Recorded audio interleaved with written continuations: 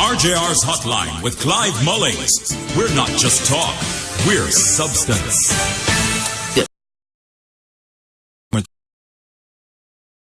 Very much all the best to you too, and to all the consumers of Jamaica. Yeah. Hope they'll have some money this year to consume some more.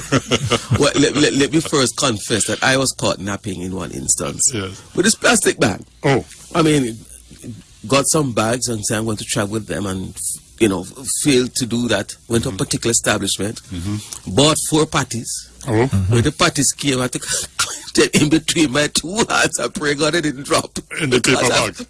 Yes, because I got 4 individual paper bags. They got larger paper bags. Yes. So they need balancing. And that was a good reminder of me from there's a banner. Yes. And I suppose it will take a little while to get used to it. Eventually, I suppose it will catch on. I'm sure. We'll get used to it again. Yes. But for the time being, it's a little bit inconvenient at this point in time. What's necessary, though? I mean, we are really, there's a deluge. If you see what of plastic and styrofoam. You see what comes out of the drains sometimes when they clean them, you would be surprised. You wonder what causing the flooding because the drains are blocked up with these things. There you go. The beaches themselves, they're in a disgraceful condition because of these bags. Well, the bags are useful, and plastic is going to be here with us for a long time because that's a plastic world. But some of these we can only cut back on the the effect of some of these things. Well put. But, well put. Interestingly enough, we want to get that message across that it's not simply about clogged drains and the environment. It's truly about personal safety as well. And we as consumers do play the most important role in this process because it is our consumption habits and our poor waste management that causes a lot of these issues that we're now dealing with. Now, yes, we've had this issue where we go to the supermarket or the stores, as you said, and there's no bags, and then you're reminded, oh my God, there's abandoned. But it's almost like a good thing because this is a real major step for Jamaica, and I say it's a major step because this actually involves everyone. This is not an isolated thing, for just those. This is for everyone. Everybody. It is very important that we remember that. I noticed some supermarkets too, they have, I went to one recently.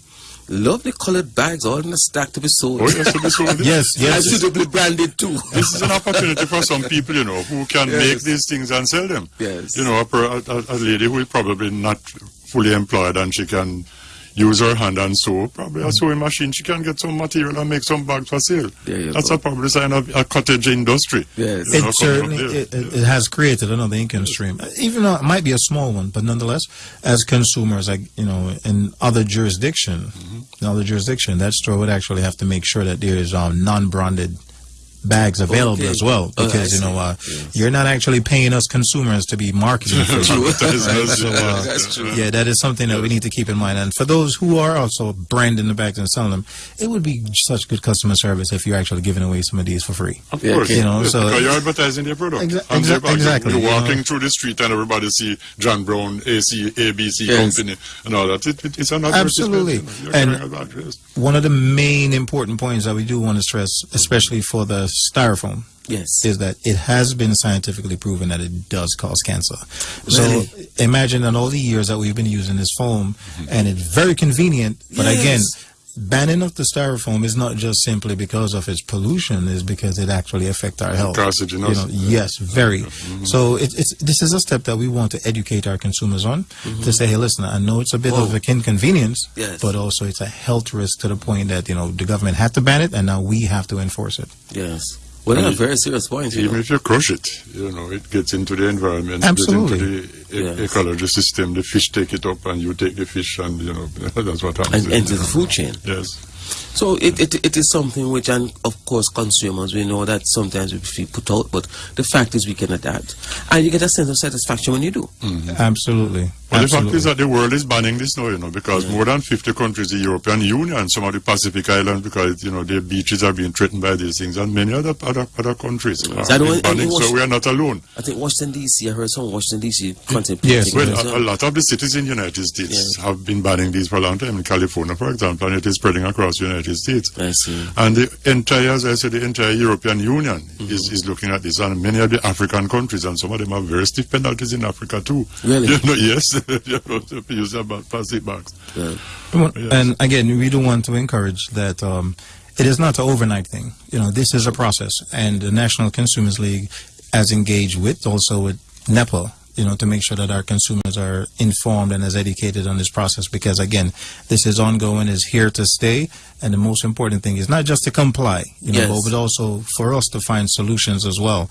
One of the biggest concerns individuals have had is about garbage, because the scandal bags have been very convenient to dispose of the garbage. Yes. But again, remember, the size of the bags is what's important. The larger garbage bags are not the ones that are banned, That's but correct. the scandal bags and those lower. Yes. So it's important for our consumers to know this. So we will continue to have these discussions. They can certainly call our offices for information as well, but we do want the consumers to know that this requires the full participation of everyone. Absolutely. And the fact of the matter is that you can deem it what you will. If you see it as an annoyance, you're going to be consistently stressed. If you see it as an opportunity, you won't be. You take it with a chuckle and do what you have to do. Mm-hmm. Yes. So, a lot of things are happening there.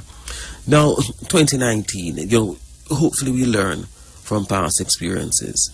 But you also know where human behavior is concerned, that as consumers, you have to be on your guard. Yes, you have to be. And, it's 2019. Just for every new year begins with someone want to make a resolution, and it's good. It's always good to aspire for something. Yes. For us as advocates, we do want the 2019 resolution to be that consumers will exercise their rights more. It's a reality. Too often, we're being taken for granted because we're not speaking and acting collectively to stem the abuses of our rights as consumers. So what we have to do is stop assuming that the other consumer has made a report on the issue that you're facing. Good point. Right? And Yes. this is something similar even with JPS. When there's a blackout, you'll assume that someone else is suffering this, so they'll call JPS and report it. And oftentimes that isn't the case. Because someone else is assuming. Someone else is assuming. Yes. So for us as consumers, we want to make sure that it's no more assumption. We have to speak up. We have to act up. We have to demand our rights. Enough is enough. So this has to be the year where we hold everyone accountable. Right? Yes. And the National Consumers League is here with you. You call us. We will help you to seek your redress. We'll help you to file your complaints against the necessary individuals who are violating you. But again, we want 2019 to be where consumers in Jamaica stand up for their rights. And I want to make a plug for you all that, in fact, those persons who have the time and want to volunteer, they can volunteer. Yes, they can. Because a lot of work that you're all doing, and we need to emphasize the point that the National Consumers League is a volunteer organization. Yes? Yes. Over 52 years. Over 52 years. So when you hear Mr. Diamond and Mr. Samuels and Ms. Joyce talking about it, they're giving out of their time. So persons, and we need young blood. Of course, we need young people. Everybody's a consumer, no matter if you're a baby to the grave. Yes. So if you have time, and those of you maybe in between jobs, or you have some time, come on down. I'm sure they can do that. Or and if contact you're you. recently retired, as some of those English. Yes. Come and do some volunteer service. Absolutely. It's something to do, and Yes. it gives you some amount of satisfaction to know that you can be of service to your country. Excellent. Yes. One more thing in regards to our consumer action that we want for 2019. The past year, there's been many activities that have occurred. Some was very political, but underneath all of that, consumers suffered. Consumers suffer every time. Any corruption, consumers suffer. True. Any mismanagement, the consumer suffers. So one of the sticking point for me personally is the bad gas.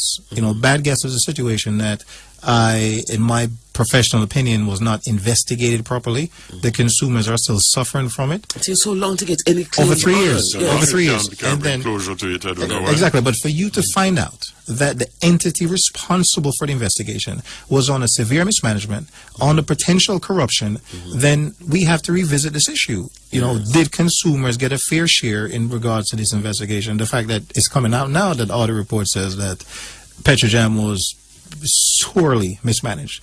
So for us, when a consumer makes a complaint to us, they purchase an item, the item is bad, they know where they purchase it. Yeah. So how can you tell consumers in the hundreds that we have no idea where we purchase this particular product to know the source of bad gas? So we don't want a repeat of that. So what I want all consumers in Jamaica to make 2019 when we stand up for our rights. Absolutely. Again, the National Consumers League is called a league because we will stand with you. That's excellent. And we need this kind of purpose and radicalism to make things. That's when things change. Absolutely. You never change by Absolutely. just sitting and observing. No, you have to go against the grain to change things. Yes. So you have a question of the week here. Well, we do get these, and it's an opportunity because other individuals might be facing the same thing. So Yes. we brought it here. The question is, I recently bought a washing machine and was given a 90-day warranty. I was also told that there's no warranty on repaired items. The Consumers Act and our 90-day warranty is a standard for washing machines. As interesting as this might be, there might be consumers that have experienced such a thing. The answer to that is that no, for a while there is no standard warranty for washing machines. It's the manufacturer's warranty that is the primary warranty that all the merchants must adhere to. So regardless if a merchant is telling you that, our business only give a 90-day warranty, the manufacturer of that particular machine gave a warranty, and that's the warranty they have to adhere to. So you need to ask for that information. You need to ask for the manuals that actually comes with the machine, because oftentimes it is given to you in another package that doesn't have these things. Right? We've actually seen it in some of our investigations. So we just want to remind the consumers of that. And as far as repairs are concerned, when a merchant or vendor takes your item to repair it, he also has to give you a warranty on that repair. So this is what the law demands. The law requires this, and we want to make sure that you as a consumer don't miss out on this. So again, the warranty is the manufacturer's warranty that all merchants must adhere to, whether the item is new or used. And if there is any repairs to be done, that manufacturer or provider has to give you a warranty in that repair. Right? And again, if you have any issues with this, you can always call us as the National Consumers League. And I'm just going to give the telephone number for those who don't have it, is 876-926-6388. That's 876-926-6388. As again, we're here for the consumer. And, we're not biased. If there's a manufacturer, a provider, or merchant who's unaware or unsure of what their rights are in a particular transaction, they can also call us too. It's a good point, right? Because sometimes the merchants are there. Exactly. Also them. That's not it. We need to know as well. We advocate for the Consumer Protection Act. We want to make sure that the act covers everyone, because a merchant himself is a consumer. Good point. Right? So we want 2019, again, to be a year of consumer activity. All right? We don't want consumerism to be left out. We don't want consumer protection to be a by conversation. We want to be a daily conversation where we're educated and informed of our rights. Yes, and don't be bashful about seeking to voice your concerns. Absolutely not. Don't be bashful. We're there with you. Absolutely. Right? And of course, if you go to the shop and you see something that doesn't look safe, for example, from your own experience, you might see a fan which the gratings over the blade are too wide, which can cause danger to a child. Or if you see a stove that doesn't look too safe as far as the gas is concerned, you can also report it to us or to the Bureau Standard. Exactly. So we can, have it encouraged or withdrawn from the market. Yes. And if you see merchant, for example, is selling goods which are outdated in terms of the labeling, it is a good time to bring it to our attention as well. If you don't want to come as far as us, but bring it to the management's attention. Exactly. Let them know that you are watching these things because you have your outdated tins of corned beef on the shelf. Remove it. Yeah. Because it could pose a danger to your health. Yes. So get active in terms of being a consumer aware. Yeah. Well, you made a very important point there. That in terms of if you observe something, we'll take a break, we'll take a time signal. We'll be right back. Okay. You're listening to RJ 94 FM, Housing Agency of Jamaica, delivering land titles to residents. Talk public forums is to inform you in order for you to have a more proactive approach. And when we when we do our transactions, consumerism is not always about the after effects, right? When we speak upon matters that are forthcoming, yes, we know how it's going to affect. There's always going to be the odd things that we can't predict. But the idea of it is that the consumer law doesn't change like the weather or the time. It's a standstill document. So unless it is embodied in that, right?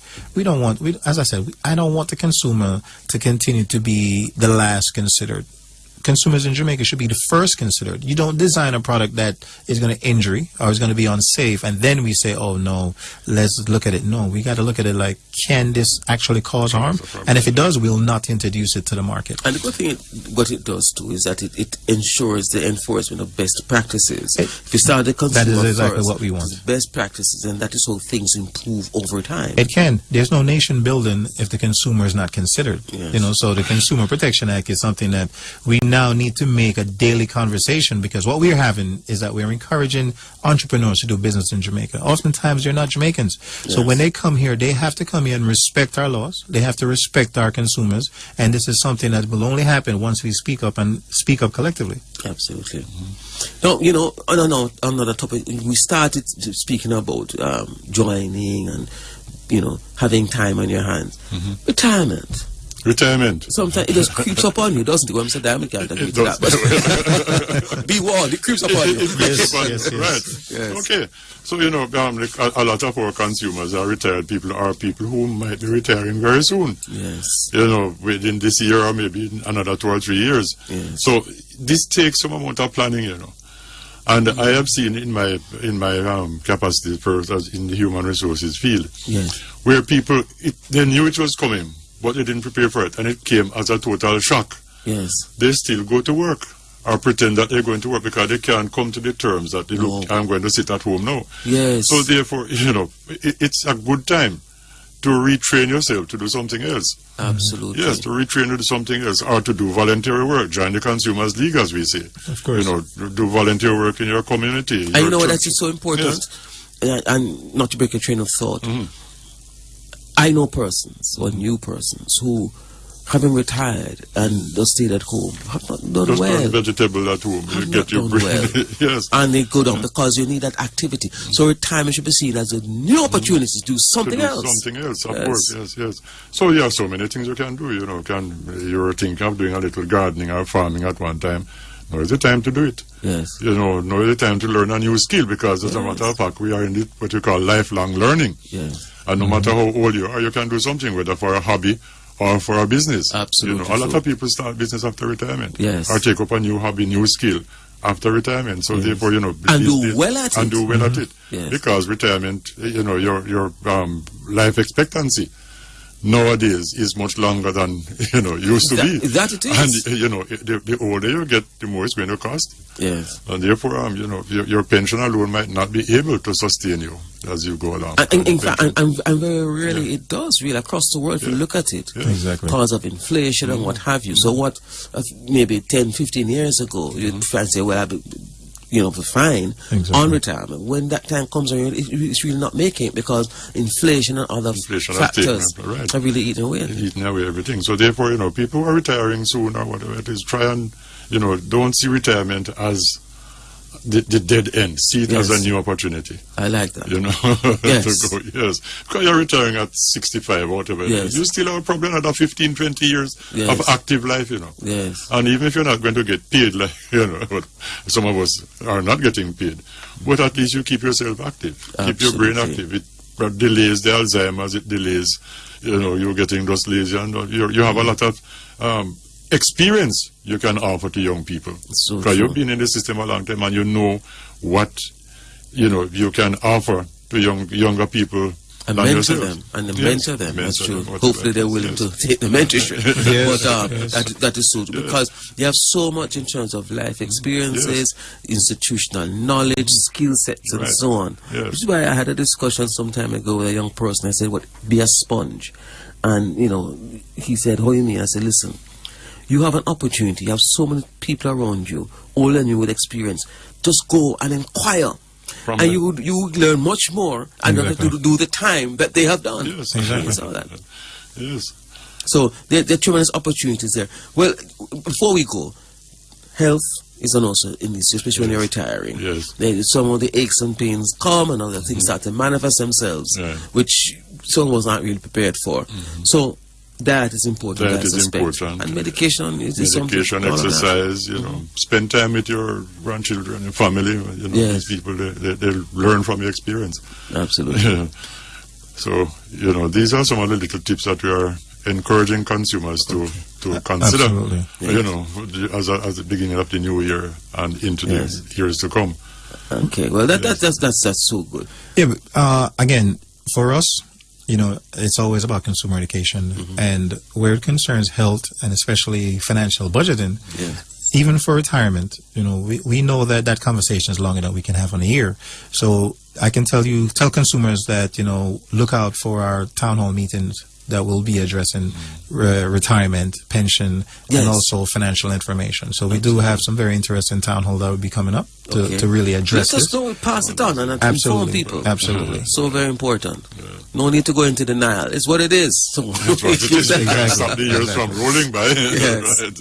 I want to thank you both very much, Mr. Trevor Simon, Mr. Michael Diamond, for sharing with us from the National Consumers League. A lot this morning was very important.